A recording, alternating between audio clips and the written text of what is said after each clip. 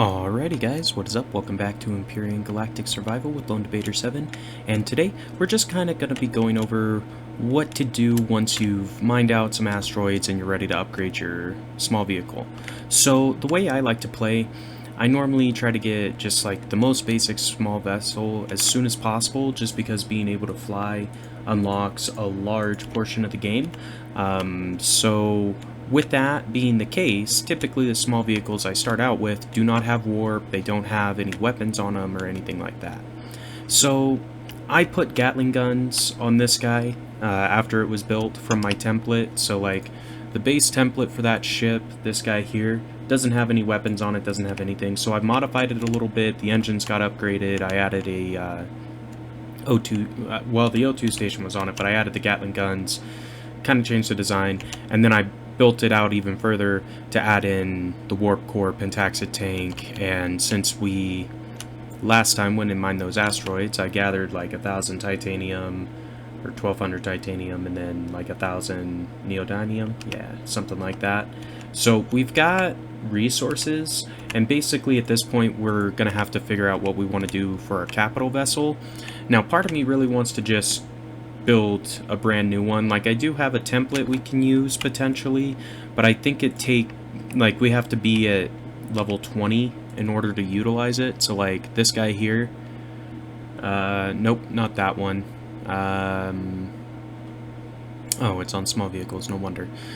So it's this guy here, tier 2 basic CV. So this has no weapons on it, but it still is level 20 unlock class. It's relatively inexpensive, but we would have to double our level in order to build it, so that's not really viable for us at this point. Like I want to get a capital vessel sooner rather than later, because then we can start warping to other star systems, which is where the game gets a little bit more fun, in my opinion. So yeah, we're gonna probably end up just building a capital vessel from scratch. We'll probably make it a little series or something like that, kind of showing how to do it. I don't know, let me know down in the comments if that's something you would like to see, and we'll make it happen. Anyway, since I gathered those materials, I was able to build a T2 CPU for this, and I put it on, so that increased the CPU capacity up to 15,000. We're sitting at 13k because I added a bunch of weapons and everything, but we're still under the limit, so we should be good, all things considered. Now on our turrets, I've got to deselect the Predator because I don't want it to shoot at Predators, I just want it to shoot at enemy ships. Because I took off the minigun turret when I put on the warp core when it was just a T1, just to kind of save some CPU space, and I saved that as I had it as a template. I deleted it with this and replaced it, but anyway, so I added the 3 back on, or I added the 1 back on facing forward, and then I added 2 more facing behind. That way if a drone or a ship or something's flying behind us, we at least have those shooting at it.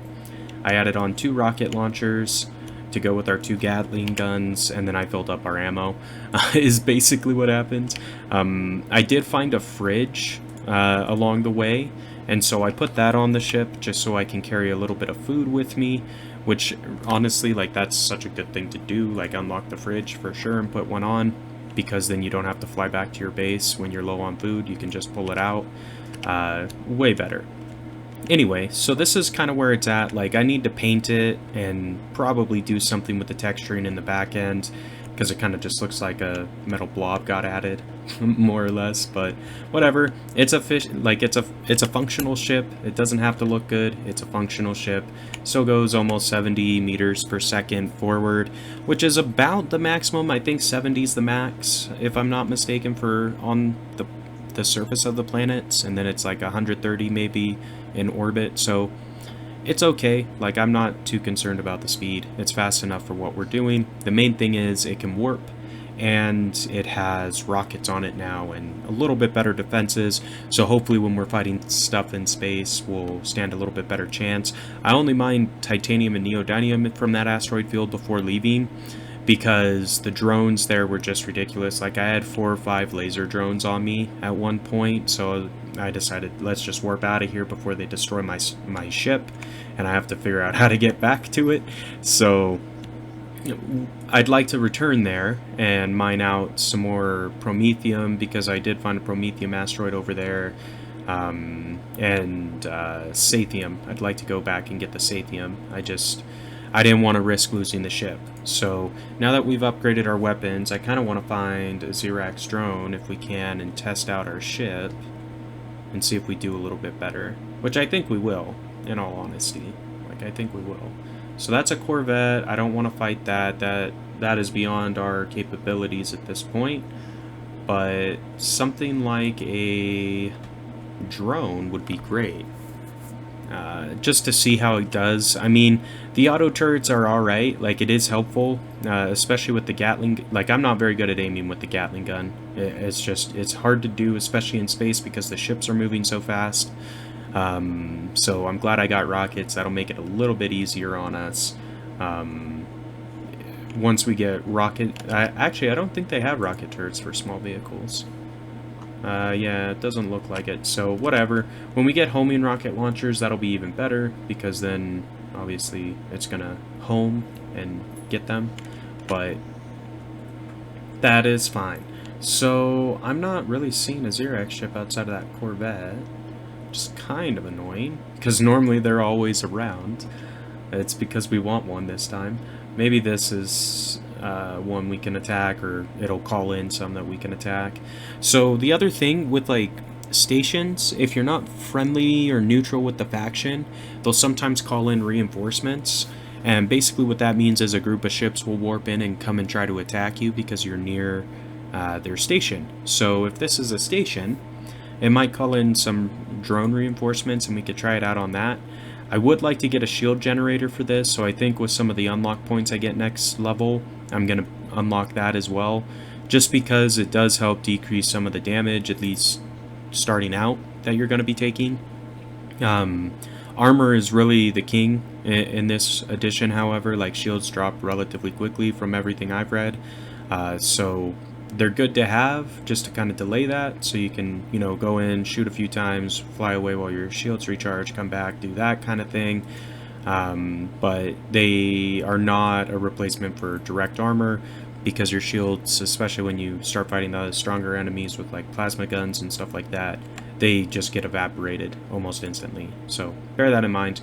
You want to be semi-aware of that. Anyway, so that's a defense station. I don't want to fly too close because they probably have rocket turrets since it's a level 3. So we're gonna go over here. This is probably another asteroid. See what kind it is, and maybe there will be a drone around it since it's pretty close to that station. But anyway, guys, so once you've gathered some neodymium, titanium, and cobalt, I guess, so the mid-tier resources, I would suggest trying to upgrade your small vehicle first so you can warp, and so it has enough weapons to be able to handle space combat.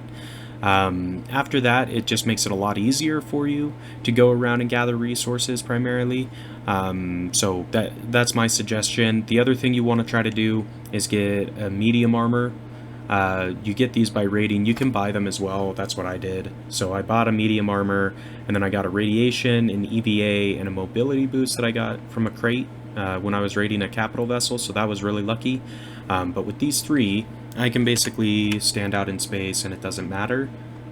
Like, I can handle the radiation, I can handle the cold, and that makes mining asteroids just super great, in all honesty. Like, without those boosts, I don't need, like, mining asteroids kind of sucks because you can only get about 100 ore at a time. With this, you can stand out there until your food or oxygen runs out, so a little bit better. Anyway, guys, I'm just going to go around, fly through space, gather more resources, and try to figure out what I want to do on the capital vessel. And once we come back in the next episode, we'll maybe show some Xerax raiding. Might be kind of fun. Because I do kind of want to start raiding some bases, especially now that we have a little bit better armor and stuff. So you might see a couple episodes of us going and raiding some POIs and doing that kind of thing as well, because looting is a viable method to get better stuff. Anyway, guys, if you enjoyed the episode today, be sure to like, comment, subscribe as always, and until next time, this has been Lone Debater 7.